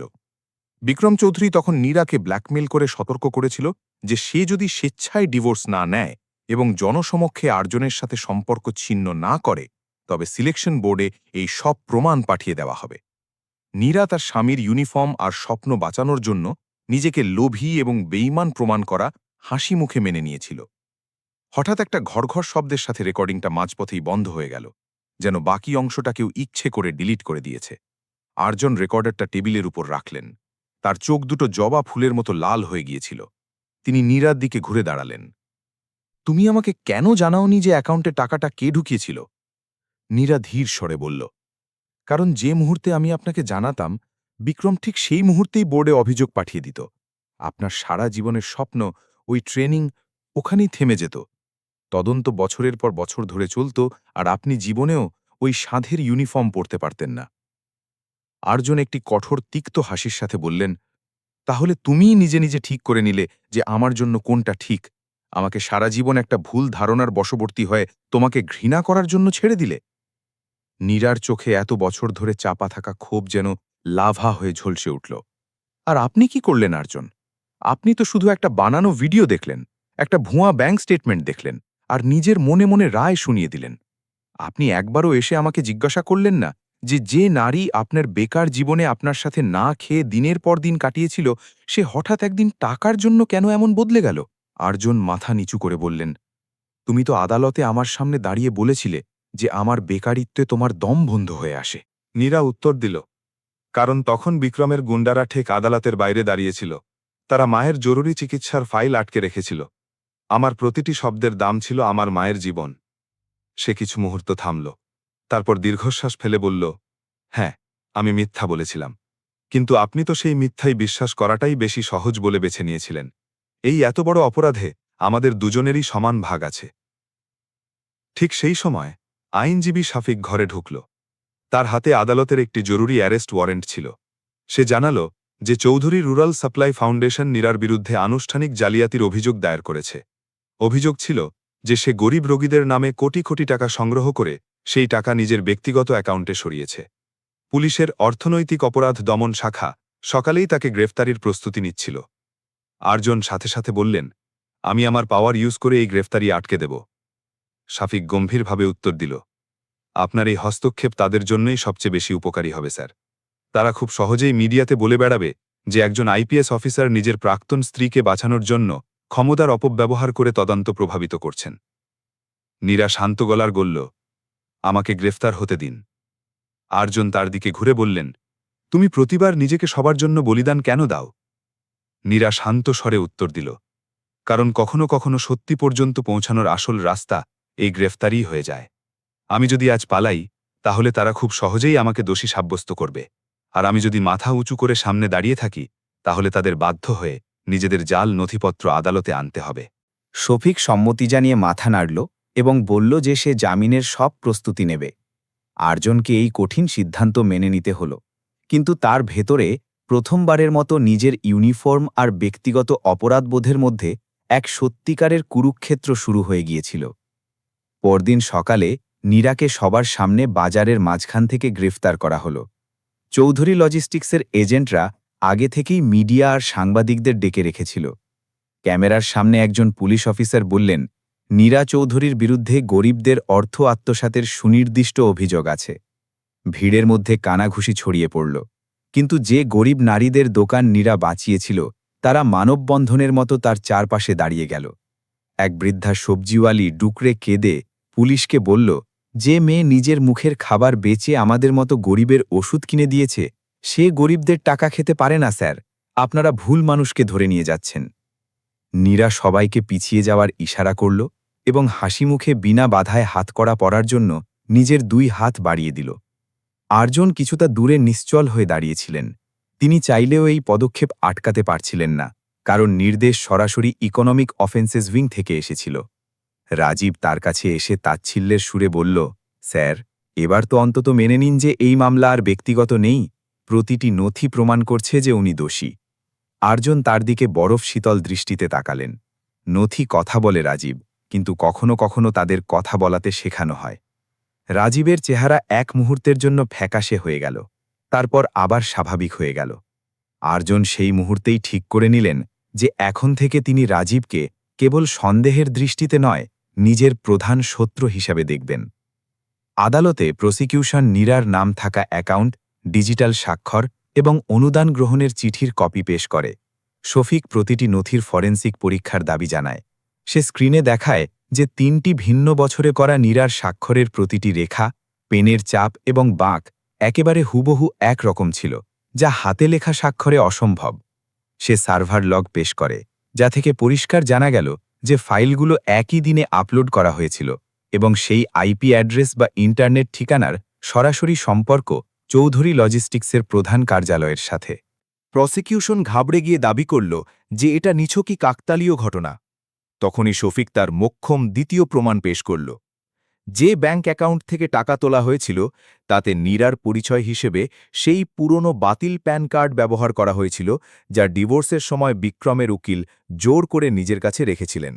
বিচারক প্রাথমিক প্রমাণগুলোকে যথেষ্ট গুরুতর মনে করে নীরাকে অন্তর্বর্তীকালীন জামিন দিলেন, তবে তার পাসপোর্ট জমা দেওয়ার এবং তদন্তে সহযোগিতা করার কড়া নির্দেশ দিলেন। আদালত থেকে বেরোনোর সময় বিক্রম নিজে একটি কালো বিলাসবহুল গাড়ির কাছে দাঁড়িয়ে সিগারেট টানছিল। সে আরিয়ান আর নীরাকে দেখে ধীর স্বরে বলল, তুমি ভেবেছিলে ও ইউনিফর্ম পরে তোমাকে বাঁচিয়ে নেবে। আমি ওর ওই ইউনিফর্ম বানিয়েছি, আর আমি ওই ইউনিফর্ম খুলিয়ে নিতে পারি। নীরা কোনো ভয় না পেয়ে উত্তর দিল, তুমি শুধু ওকে একটু দেরিতে সত্যিটা দেখতে বাধ্য করেছ বিক্রম। ও আর আগের সেই বোকা আরিয়ান নেই। বিক্রম অট্টহাসি হাসল। ও আজও নিজের আইপিএস পদকে খুব ভালোবাসে। ওকে বলো যে ৭ বছরের পুরনো ঘুষের রেকর্ড আবার যে কোনো সময় খুলতে পারে। আরিয়ান কিছুটা দূরে দাঁড়িয়ে সব শুনছিলেন। তিনি এগিয়ে এলেন এবং চোখে চোখ রেখে বললেন, রেকর্ড খোলো বিক্রম, এবার আমি নিজেই ওই তদন্তের দাবি জানাব। বিক্রমের হাসি এক মুহূর্তের জন্য গায়েব হয়ে গেল। আরিয়ান বললেন, আমার ইউনিফর্ম যদি এতকাল একটা মিথ্যের উপর ভর করে বেঁচে থাকে, তবে আমি সত্যি ছাড়া সেটা আর পরব না। নীরা তার দিকে তাকাল। তার চেহারায় চিন্তা ছিল, স্বস্তি নয়। সে ধীর স্বরে বলল, আমি তো এটাই আটকানোর জন্য আমার জীবনের সব কিছু হারিয়েছিলাম। আরিয়ান উত্তর দিলেন, আর আমি সব কিছু পেয়ে ও রেখেছিলাম, কারণ আমার সেগুলোর আসল দাম জানা ছিল না। এবার সিদ্ধান্ত কেবল আমার হবে। বিক্রম কিছু না বলে রেগে গাড়িতে উঠে বসল, কিন্তু যাওয়ার সময় সে রাজীবকে এক মুহূর্তের জন্য ইশারা করল। সেই ছোট্ট চোখের ইশারা আরিয়ানের চোখ এড়াল না। সেই সন্ধ্যায় সেফ হাউসে সাবিত্রী রহমানের অবস্থা হঠাৎ খুব খারাপ হয়ে গেল। তার নিঃশ্বাস দ্রুত হয়ে গেল এবং ডান হাত পুরোপুরি অবশ হতে লাগল। ডাক্তাররা আশঙ্কা করলেন যে নতুন করে আবার ম্যাসিভ স্ট্রোক হতে পারে। হাসপাতালে নিয়ে যাওয়ার সময় সাবিত্রী রহমান আরিয়ানের কবজি এত শক্ত করে চেপে ধরলেন যে তার আঙুলগুলো সাদা হয়ে গেল। তিনি কথা বলতে পারছিলেন না, কিন্তু বারবার নিজের চিকিৎসার ডায়েরির দিকে ইশারা করছিলেন। আর্জন ডায়েরি খুলতেই শেষের পাতায় সাঁটানো একটা ছোট হলুদ কাগজ পেলেন। তাতে কেবল লেখা ছিল, চট্টগ্রাম রেলওয়ে জাংশন, লকার ৪১৭। এই একই নম্বর তার বাবার খাম থেকে পাওয়া পুরনো চাবির ওপরেও খোদাই করা ছিল। সাবিত্রী চোখ বন্ধ করার আগে নীরার দিকে তাকালেন এবং তারপর আর্জনের দিকে, যেন দুজনকেই একসাথে ওই লকার থেকে সত্যিটা খুঁজে আনার নির্দেশ দিচ্ছেন। ডাক্তার তাকে ইমার্জেন্সি কক্ষে নিয়ে গেলেন। নীরা সেখানেই থাকতে চাইছিল, কিন্তু শফিক বলল, যদি ওই লকারটাও ওরা সাফ করে দেয়, তবে মায়ের এই ঝুঁকি নেওয়াটা সম্পূর্ণ বৃথা যাবে। অগত্যে আর্জন আর নীরা ৭ বছর পর প্রথমবারের মতো একই উদ্দেশ্যে একসাথে বেরোলেন। চট্টগ্রাম রেলওয়ে জাংশনের পুরনো ক্লক রুম রাতে প্রায় খালি ছিল। ৪১৭ নম্বর লকারে প্রচুর মরচে ধরেছিল, কিন্তু চাবিটা ঠিকই ঘুরে গেল। ভেতরে কাপড়ের একটি পুটলি, কিছু পুরনো না খোলা চিঠি, একটা ভামা মোবাইল ফোন এবং ভিডিও ক্যাসেট ডিজিটাল রূপান্তরের একটি ছোট যন্ত্র রাখা ছিল। চিঠিগুলোতে নীরা পাঠানো সেই সব মেসেজগুলো ছিল যা কখনোই আর্জনের কাছে পৌঁছয়নি। প্রতিটি চিঠির ওপর পুলিশ অফিসের সিল মোহর ছিল এবং নিচে রাজীবের সই করা রিসিভ কপি ছিল। একটি চিঠিতে নীরা লিখেছিল, আমি আদালতে যা বলেছিলাম তা সত্যি ছিল না। আপনার ইউনিফর্ম আর কেরিয়ার বিপদে আছে। আমার সাথে দেখা করার আগে দয়া করে কারও ওপর বিশ্বাস করবেন না। অন্য চিঠির সাথে হাসপাতালের পুরনো আসল রসিদগুলো ছিল। আর্জনের হাত কাঁপতে লাগল। ভাঙা ফোনের মেমোরি কার্ডে একটি পুরনো ভিডিও পাওয়া গেল। তাতে নীরা সেই একই নীল শাড়ি পরেছিল, যা পরে সে ডিভোর্সের আগে কথিত ভিডিও বয়ানটি দিয়েছিল। ভিডিওর পুরো আনকাট সংস্করণে শুরুতে বিক্রমের গলা পরিষ্কার শোনা যাচ্ছিল। ক্যামেরার দিকে তাকিয়ে বলো যে তুমি ওকে দারিদ্র্যের কারণে ছেড়ে দিয়েছ। যদি একটা শব্দও এদিক ওদিক বদলায় তবে সাবিত্রীর সার্জারি আজকেই থেমে যাবে আর সকালে আর্জনের হাতে হাত করা পড়বে। এরপরেই নীরা সেই শেখানো বয়ানটি দিয়েছিল, যা আর্জন বছরের পর বছর ধরে বেদবাক্য বলে মেনে এসেছিলেন। ভিডিও শেষ হতেই আর্জন সজোরে দেওয়ালে আঘাত করলেন। তার চোখ দিয়ে অঝরে জাল গড়িয়ে পড়ল, কিন্তু নীরা তাকে কোনো সান্ত্বনা দিল না। সে চুপচাপ চিঠিগুলো গোছাতে থাকল। আর্জন ভাঙা গলায় বললেন, আমি তোমাকে বিনা দোষে অপমান করেছি, তোমার কথা শুনিনি, আর তোমাকে দোষী মেনে নিজের জীবনে নির্লজ্জের মতো এগিয়ে গেছি। নীরা উত্তর দিল, আপনি এগিয়ে যাননি, আপনি নিজের মনের ভেতরে আমার জন্য একটি আদালত বানিয়ে নিয়েছিলেন, আর প্রতিদিন সেই একই রায়ে উড়ে গেছেন। আর্জন তার দিকে অসহায় দৃষ্টিতে তাকালেন। আমি এটা কিভাবে ঠিক করব নীরা? এই প্রশ্ন আমাকে জিজ্ঞেস করবেন না। যা ভেঙে চুরমার হয়ে গেছে সেটা আপনার সামান্য অনুশোচনা দিয়ে ঠিক হবে না, আপনার সাহস দিয়ে ঠিক হবে। আগে মাকে বাঁচান, তারপর নিজের পুলিশ ডিপার্টমেন্টের ভেতরের সত্যিটা সামনে আনুন। আমার সাথে কি হবে সেটা অনেক পরের কথা। তখনই শফিকের ফোন এলো। সে জানালো যে হাসপাতালের পুরনো ব্যাকআপ সার্ভার থেকে মুছে ফেলা ফাইলগুলোর একটি বড় অংশ সে রিকভার করতে পেরেছে। তার মধ্যে সেই দুর্নীতিগ্রস্ত পুলিশ অফিসারের মিটিংয়ের ভিডিও রেকর্ড ছিল, যে 7 বছর আগে ঘুষের অভিযোগ তৈরি করেছিল। এবং সবচেয়ে বড় কথা, সেই মিটিংয়ে রাজীবও উপস্থিত ছিল। আর্জুন সাথে সাথে ইন্টারনাল ভিজিলেন্স ইউনিটকে খবর দিলেন এবং রাজীবের গতিবিধির ওপর গোপনে নজরদারি শুরু করালেন। কিন্তু তারা হাসপাতালে ফেরার আগেই পুলিশ কন্ট্রোল রুম থেকে খবর এলো যে সাবিত্রী রহমানের আইসিইউ ঘরের বাইরে গুলি চলেছে। আর্জুন আর নীরা পাগলের মতো দৌড়ে পৌঁছালেন। একজন নিরাপত্তারক্ষী আহত অবস্থায় পড়েছিল, জানালা খোলা ছিল আর সাবিত্রীর বিছানা সম্পূর্ণ খালি ছিল। টেবিলের ওপর তার অক্সিজেন মাস্কটা পড়েছিল। রাজীব আগে থেকেই সেখানে ছিল আর বলছিল, স্যার, কেউ তাকে পেছনের সার্ভিস রাস্তা দিয়ে নিয়ে গেছে। সিসিটিভি ক্যামেরাগুলো আবার কেউ বন্ধ করে দিয়েছে। কিন্তু আর্জনের চোখ ফাঁকি দেওয়া এত সহজ নয়। তিনি রাজীবের ইউনিফর্মে হাসপাতালের দেওয়াল থেকে লাগা তাজা সাদা চুন আর ধুলো দেখলেন। একই ধুলো পেছনের সার্ভিস সিঁড়িতেও ছিল। তিনি তাকে কিছুই বুঝতে দিলেন না, শুধু জিজ্ঞেস করলেন, তুমি ঠিক কটায় এখানে পৌঁছেছ? রাজীব উত্তর দিল, গুলির শব্দ পরপরই স্যার।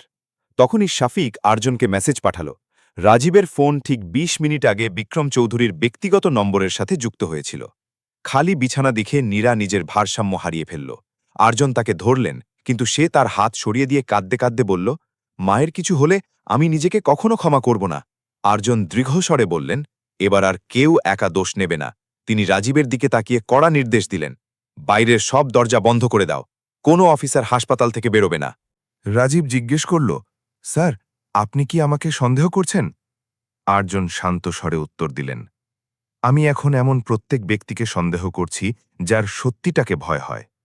সেই মুহূর্তেই নীরার ফোনে বিক্রমের মেসেজ এলো, বুড়িটাকে বেঁচে দেখতে চাইলে পুরনো ভিডিও, চিঠি আর লকারের সব জিনিস নিয়ে একা এসো। পুলিশ সাথে এলে লাশ যাবে।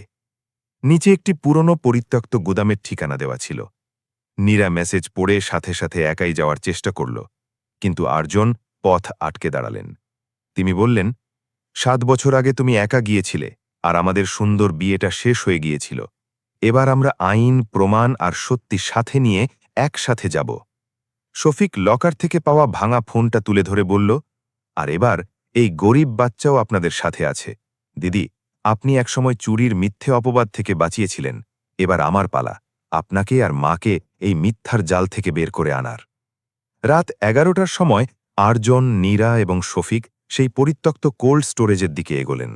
বাইরে থেকে সেটাকে বছরের পর বছর ধরে বন্ধ থাকা একটা ভুতুড়ে গুদামের মতো দেখাচ্ছিল, কিন্তু ভেতর থেকে হালকা আলো আর ভারী ডিজেল জেনারেটরের আওয়াজ আসছিল। আর্জন স্পেশাল ফোর্স ডাকার বদলে কেবল 4 জন অত্যন্ত বিশ্বস্ত অফিসারকে সিভিল ড্রেসে সাথে নিয়েছিলেন। তিনি জানতেন বিক্রম যদি বড় পুলিশ বাহিনীর আঁচ পায় তবে সে মাকে সাথে সাথেই মেরে ফেলবে। শফিক তার ছোট ডিজিটাল যন্ত্রটি বের করল এবং আশপাশের প্রাইভেট ক্যামেরাগুলোর সিগন্যাল হ্যাক করতে লাগল।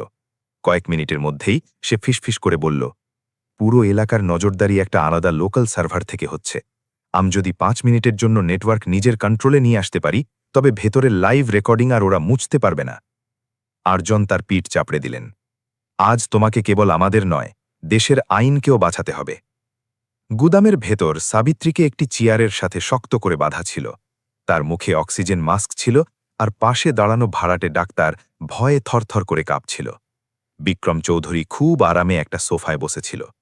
তার ঠিক পেছনেই রাজীব এবং কয়েকজন অস্ত্রধারী লোক দাঁড়িয়েছিল।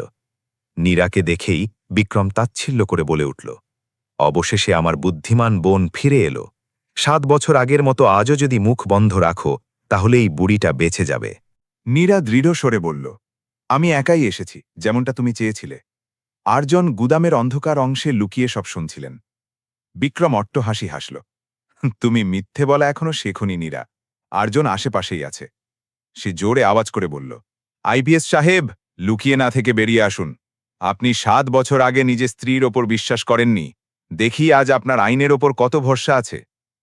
আরজন সামনে এলেন। তিনি নিজের অস্ত্র নিচে মাটিতে রেখে বললেন, আমি এখানে কথা বলতে এসেছি। বিক্রম হাসল, না, তুমি এখানে নিজের ইউনিফর্ম বাঁচাতে এসেছ। রাজীব এগিয়ে এলো এবং পকেট থেকে একটা ফাইল বের করল। তাতে সেই পুরনো ঘুষের আসল নথিপত্র ছিল, যা দিয়ে একসময় আরজনের কেরিয়ার চিরতরে শেষ করে দেওয়া যেত। সে বলল, স্যার, আপনি যদি আজ এই মামলা এখানেই ক্লোজ না করেন তবে এই রেকর্ড মিডিয়া আর স্বরাষ্ট্র মন্ত্রণালয়ে উভয়ের কাছেই পৌঁছে যাবে। আরজন ঘাবড়ে না গিয়ে উত্তর দিলেন, পাঠিয়ে দাও, আমি নিজেই আমার বিরুদ্ধে বিভাগীয় তদন্তের দাবি জানিয়েছি। রাজীবের চেহারা ফ্যাকাশে হয়ে গেল। বিক্রম তার দিকে তাকিয়ে তারপর শীতল গলায় বলল, তোমার সবচেয়ে বড় দুর্বলতা এটাই ছিল আরজন, তুমি বদলে গেছ। আগে তুমি সম্মান বাঁচাতে, এখন সত্যি বাঁচাতে চাও। আরজন বললেন, কারণ আমি জেনে গেছি যে সম্মান যদি মিথ্যের ওপর টিকে থাকে তবে তা অপরাধে পরিণত হয়। বিক্রম তালি বাজাল, খুব ভালো ভাষণ, কিন্তু আদালতে ভাষণ নয়, প্রমাণ চলে, আর সব প্রমাণ আমার কাছে আছে। ঠিক সেই মুহূর্তে শাফিক গুদামের পেছনে অংশে থাকা কন্ট্রোল রুমে পৌঁছে গিয়েছিল। সে সার্ভারে প্রবেশ করে দেখল যে পুরো নেটওয়ার্কের কপি প্রতি 5 মিনিট অন্তর মুছে ফেলা হচ্ছিল। সে সাথে সাথে সমস্ত ক্যামেরা লাইভ রেকর্ডিং সুরক্ষিত সরকারি সার্ভারে পাঠাতে শুরু করে দিল। পাশাপাশি সে economic offences wing, central investigation agency এবং জুডিশিয়াল ডিজিটাল আর্কাইভে অটোমেটিক কপি পাঠিয়ে দিল। সেই কম্পিউটারে মেসেজ ভেসে উঠল, ট্রান্সফার কমপ্লিট। সে ধীর স্বরে বলল, এখন এরা মেশিন ভেঙে দিলেও রেকর্ড বাজানো হয়ে গেছে। সেই মুহূর্তেই সে আরজনের কানে লাগানো কমিউনিকেশন ডিভাইসে বলল, স্যার, ওদের বলতে দিন, প্রতিটি শব্দ রেকর্ড হচ্ছে। আরজন ইচ্ছে করেই বিক্রমকে উস্কে দিয়ে জিজ্ঞেস করলেন, তুমি 7 বছর আগে এই জঘন্য কাজগুলো কেন করেছিলে? বিক্রমের ভেতর বছরের পর বছর জমে থাকা অহংকার ফুটে উঠল। সে দম্ভের সাথে বলল, কারণ একটা ভিখারির ছেলের আমাদের পরিবারের উত্তরাধিকারী হওয়ার কোনো অধিকার ছিল না। আমি কোম্পানি বানিয়েছি, বড় বড় সম্পর্ক তৈরি করেছি, আর রাজনীতি কিনেছি। তারপর তুমি এলে আর সবাই তোমার সততার কথা বলতে শুরু করল। তুমি যদি আইপিএস হতে আর নীরা তোমার সাথে থাকত তবে একদিন আমার কালো হাতাগুলো অবশ্যই খুলত। তাই আমি ওকে বাধ্য করেছিলাম বেছে নিতে, স্বামী নাকি তার ভবিষ্যৎ। সে হাসতে হাসতে নীরার দিকে তাকালো। আর এই বোকা মেয়েটা প্রেম বেছে নিল। সে নিজের হাতে নিজের বিয়ে ভাঙল যাতে তোমার ইউনিফর্ম বেঁচে থাকে। নীরার চোখে জল এসে গেল, কিন্তু সে নীরব রইল। আরজন জিজ্ঞেস করলেন, মায়ের চিকিৎসার টাকার কি করলে?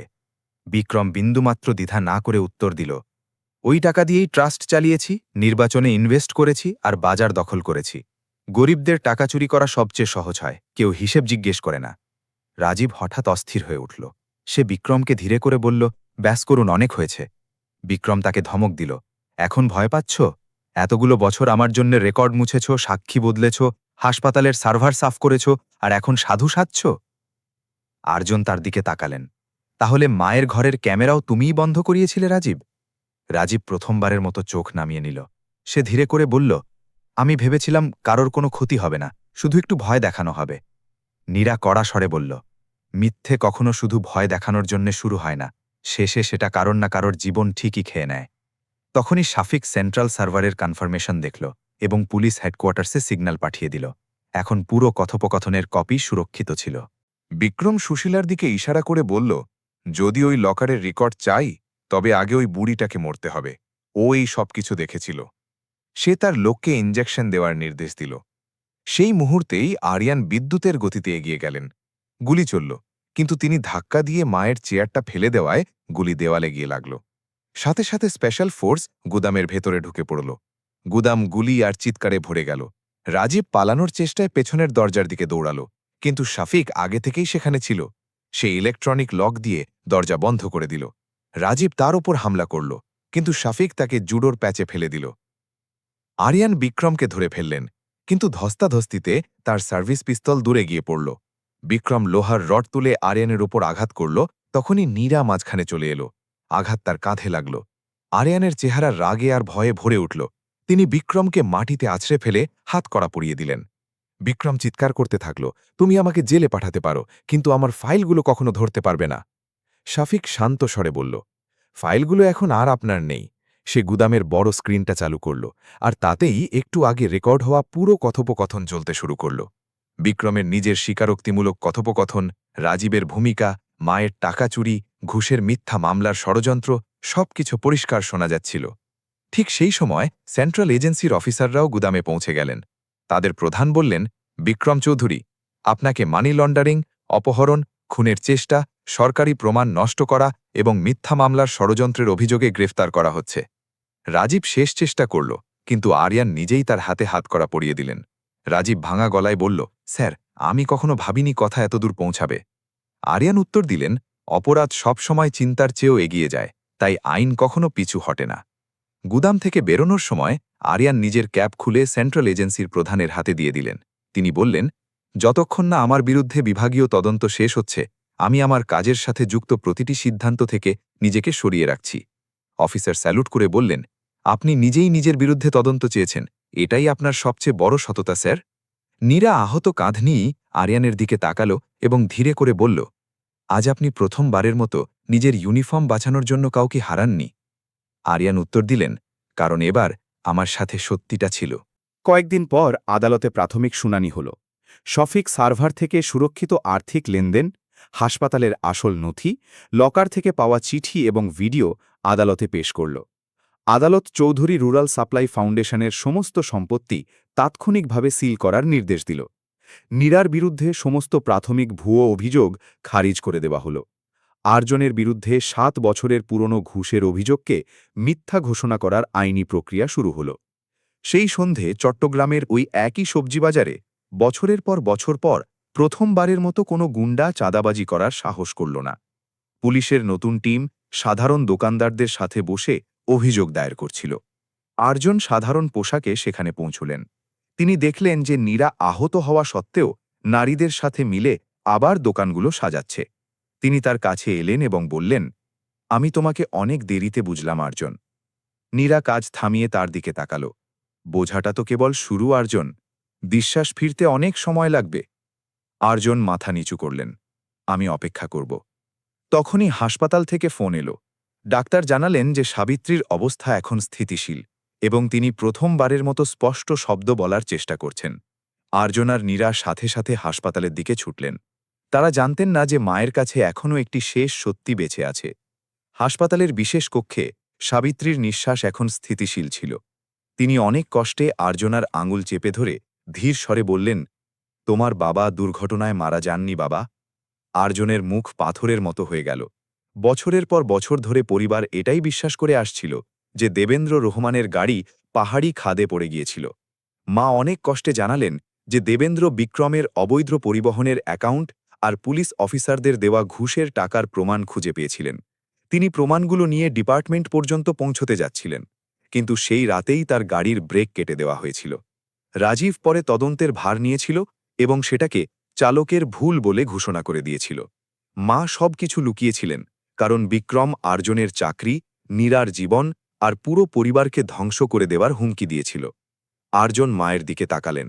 বছরের পর বছর ধরে তিনি নীরাকে চুপ থাকার জন্য দোষ দিয়ে এসছেন, অথচ তার নিজের মাও সেই একই ভয়ের বন্দী ছিলেন।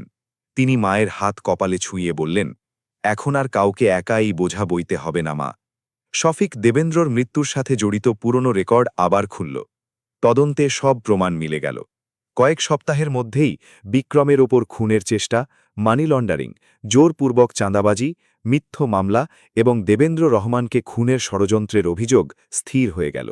রাজীবের চাকরি বাতিল হল, মেডেল ফিরিয়ে নেওয়া হল এবং তাকে বিচার বিভাগীয় হেফাজতে পাঠিয়ে দেওয়া হল।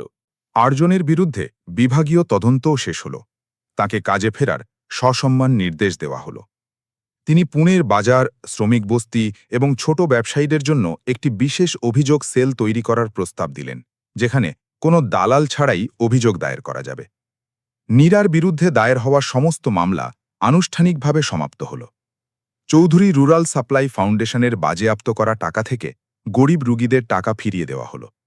নীরা সমবায় সমিতি স্থাপনের পরিকল্পনা করল। এই সংস্থা কৃষকদের কাছ থেকে সরাসরি সবজি কিনবে, নারী বিক্রেতাদের বিনা সুদে ঋণ দেবে এবং অসুস্থ বয়স্কদের জন্য ছোট একটি স্বাস্থ্যকেন্দ্র চালাবে। উদ্বোধনী বৈঠকে এই সংস্থার নাম দেওয়া হল সাবিত্রী নারী সমবায় বাজার। শফিকও তার কথা রাখল। সে স্টেশনের কাছে বিনামূল্যে আইনি সহায়তা কেন্দ্র খুলল। কয়েক মাস পর আর্জন বাজারের খোলা প্রাঙ্গণে সমস্ত ব্যবসায়ী, পুলিশ অফিসার এবং সাংবাদিকদের ডাকলেন। তিনি সবার সামনে বললেন, 7 বছর আগে আমি আমার স্ত্রীকে না শুনেই দোষী মেনে নিয়েছিলাম। আমি তার চরিত্রের ওপর সন্দেহ করেছিলাম। আজ আমি এই ক্ষমা কোনো ব্যক্তিগত ঘরে চাইব না, কারণ তার অপমানটাও ব্যক্তিগত ছিল না। নীরা আমার মাকে বাঁচিয়েছে, আমার ইউনিফর্ম বাঁচিয়েছে আর আমার বাবার সত্যিকে বাঁচিয়ে রেখেছে। আমি কেবল নিজের ভুল স্বীকার করছি এবং সে যে সিদ্ধান্তই নেবে আমি তাকে সম্মান জানাব। নীরা ধীরে করে বলল, আমি পুরনো স্ত্রী হয়েও ফিরব না, যে প্রতিটি সিদ্ধান্ত আপনার ভবিষ্যতের জন্য একা নিতে থাকত। আমরা যদি একসাথে চলি তবে সমানভাবে চলব। সত্যি লুকিয়ে কোনো বলিদান হবে না, রাগের মাথায় কোনো সিদ্ধান্ত নেওয়া হবে না। আর্জন তার প্রতিটি শর্ত শুনে হাসি মুখে বললেন, মঞ্জুর আছে।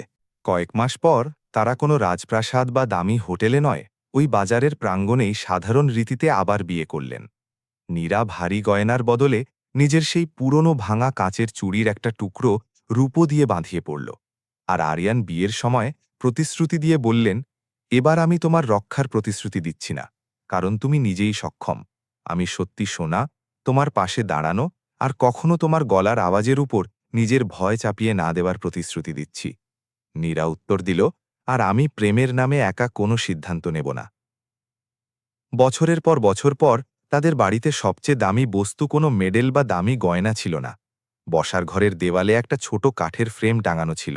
তাতে নীরার পুরনো খরচার খাতার সেই পাতাটি রাখা ছিল, যেখানে লেখা ছিল যে সে নিজের চুড়ি বিক্রি করে মায়ের শারীরিক পরীক্ষা করিয়েছে। তার ঠিক নিচেই আরিয়ান একটা লাইন লিখেছিলেন, যে ত্যাগকে আমি বিশ্বাসঘাতকতা ভেবেছিলাম, সেটাই আমাকে মানুষ বানিয়েছে। এখন তাদের মধ্যে কোনো ঋণ ছিল না, কোনো ত্রাণকর্তা ছিল না, কেবল দুজন মানুষ ছিল যারা হারিয়ে যাওয়া প্রেমকে অতীতে খোঁজার বদলে সত্য, সমতা আর বিশ্বাস দিয়ে এক নতুন সম্পর্ক তৈরি করেছিল।